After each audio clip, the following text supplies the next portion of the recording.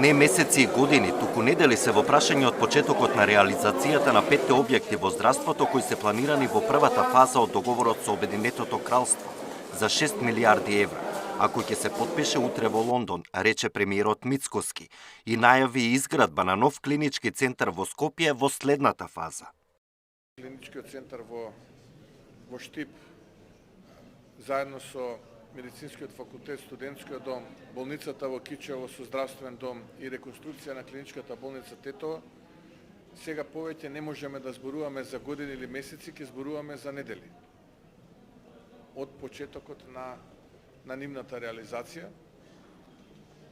бидејќи остануваат уште некои ситни детали кои што треба да се доусогласат со нашите сега веќе стратешки партнери од Обединетото кралство, тоа се добри вести за граѓаните и очекувам овој проект позитивно да заврши со убави резултати, а следен чекор да биде овој голем клинички центар за кој што вие зборувавте.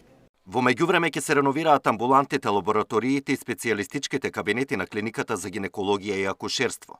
Реконструкцијата чини 29 милиони денари и треба да заврши до крајот на 2025 година. Со реализација на овој проект, јас навистина мислам дека пациентите ќе добијат поквалитетна здравствена заштита, ќе се намалат листите на чекање и ќе бидат подостапни специјалистичките и субспецијалистичките прегледи.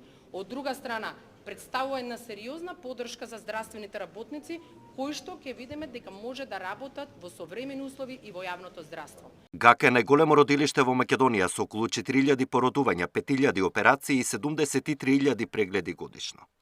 Александар Динев, Сител телевизија.